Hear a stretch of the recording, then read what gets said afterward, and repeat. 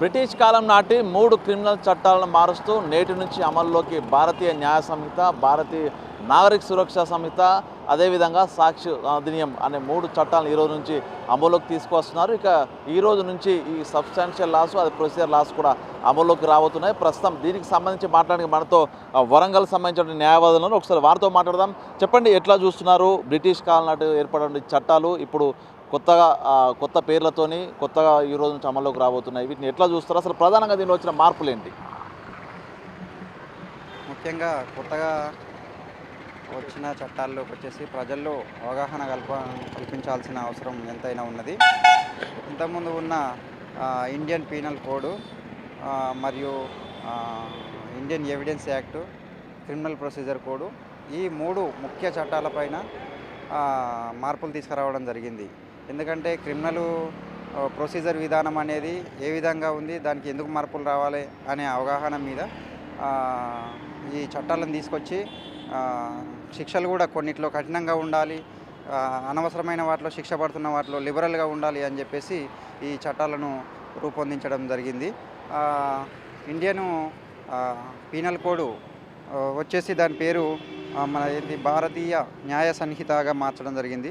అందులో ఉన్న సెక్షన్లు ఇంత ముందుకు 511గా ఉండేటి, ఇప్పుడు 358 సెక్షన్గా కుదించడం జరిగింది. ఇందులో కుదించడానికి ముఖ్య కారణం ఏంటంటే అమల్లో లేని లేకుంటే ఎక్కువగా ఉపయోగంగా లేని సెక్షన్లను తొలగించేసి మనకు ప్రస్తుత రోజు విధానాలలో అవసరం పడే నేరాలు ఏ విధంగా జరుగుతున్నాయి, వాటికి శిక్షలు అమల్లో లేకపోతే కఠినంగా ఎలా శిక్షించాలి అనే విషయం పైన కొన్ని సెక్షన్లను తీసుకురావడం జరిగింది. స్టేషన్ బెయిల్ ఇవ్వడం విషయంలో కానీ, ఒక సీజర్ పంచనామా చేసే విషయంలో కానీ ఎలా చేయాలి అనేది సురక్షా సంహితలో ఇంతకుముందు ఉన్న పంచనామాని ఇందులో కొద్దిగా మార్పు చేయడం జరిగింది.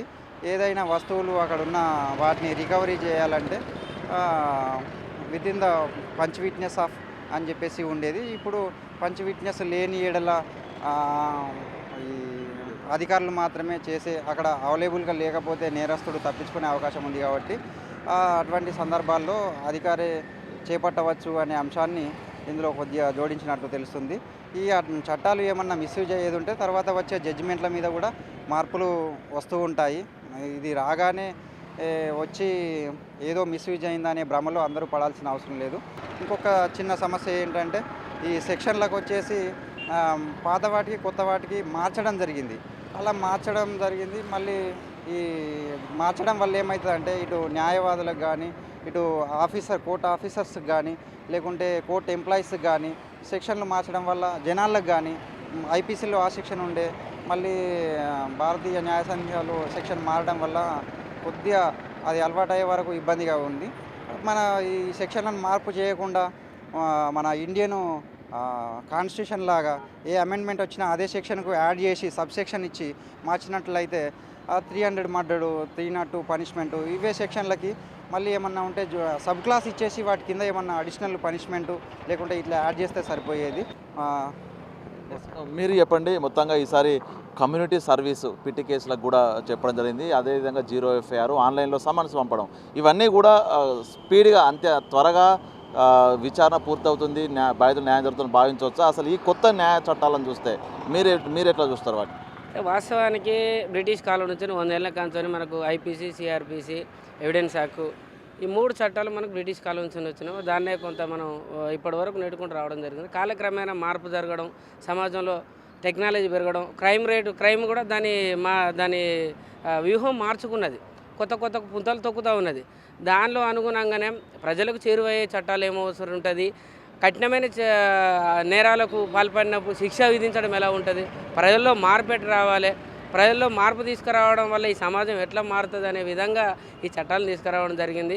అందులో కొన్ని సెక్షన్లు ఉన్న ఐపీఎస్కి కుదించడం జరిగింది, కొన్ని చట్టాలను యాడ్ చేయడం జరిగింది, కొంత శిక్షాకాలం పెంచడం జరిగింది, కొన్నిటి శిక్షాకాలం తగ్గించడం జరిగింది.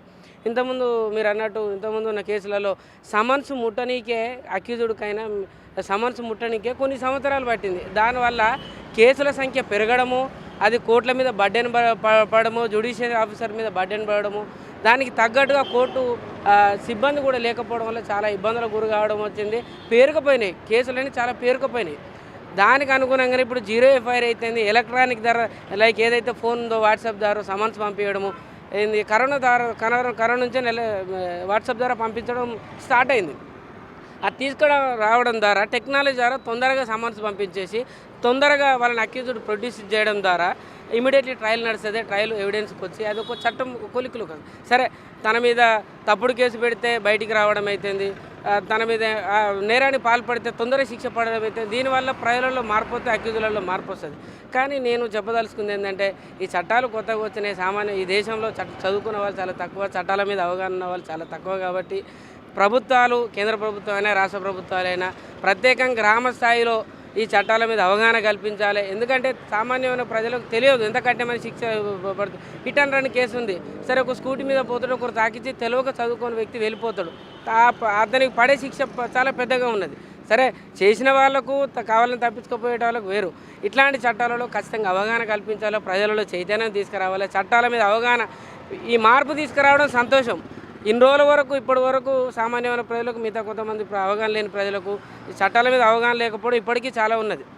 అవగాహన తీసుకొచ్చి ఇంప్లిమెంటేషన్ జరుగుతుంది. కాబట్టి మీరు ఎంత పెద్ద ఎత్తున ఇంప్లిమెంటేషన్ చేస్తున్న ప్రభుత్వాలు అంతే పెద్ద ఎత్తున సామాన్యమైన ప్రజలకు కూడా, కింది స్థాయి ప్రజలకు కూడా, పేద ప్రజలకు కూడా ఈ చట్టాల మీద అవగాహన కల్పించాలి. అప్పుడే దీని ఇంప్లిమెంటేషన్ సరిగా జరుగుతుందని నేను అనుకుంటున్నాను. ఇది మొత్తంగా ఈ కొత్త క్రిమినల్ చట్టాలు, అందులో ఐపీసీని భారతీయ న్యాయ సమితిగా మార్చడం, అదేవిధంగా సివిల్ ప్రొసీజర్ కోడ్, అదేవిధంగా ఎవిడెన్స్ యాక్ట్, మూడింటిని కూడా ఈ రోజు నుంచి అమలులోకి తీస్తున్నారు. అయితే ఈ సబ్స్టాన్షియల్ అయినటువంటి భారతీయ న్యాయ సమితకు ఈ రోజు నుంచి వచ్చేటువంటి క్రైమ్స్ కొన్ని కూడా భారతీయ న్యాయ సమితిని అనుసరించే కూడా సెక్షన్లు నమోదవుతూ ఉంటాయి. ఇక ప్రొసీజర్ లా అయినటువంటి అటు సిఆర్పిసి, అదేవిధంగా ఎవిడెన్స్ యాక్ట్, సాక్షి అధినియం, నాగరిక సురక్ష సంహిత, ఈ రెండింటిని కూడా గతంలో ఉన్నటువంటి ఆ కేసులకు, పెండింగ్ల కేసులకు కూడా ఈ యొక్క ప్రొసీజర్ లాను కూడా అప్లై చేస్తున్నారు. మొత్తానికి ఈ యొక్క చట్టాలను, ఆ సెక్షన్ల మార్పు అనేది కొన్ని క్రూరమైనటువంటి కేసు లోపల శిక్ష అధికంగా విధిస్తున్నా, కొన్ని చిన్న చిన్న కేసులకు వాళ్ళు మార్పు రావడం, అంటే రిఫార్మేటివ్ థియరీని అనుసరించి వాళ్ళు రీఫార్మ్ రావడం, వాళ్ళు ఒక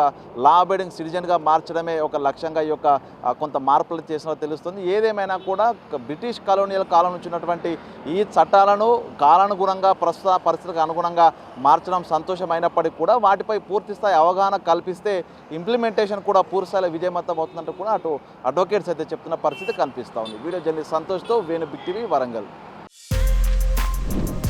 For more videos like this, subscribe Big TV channel.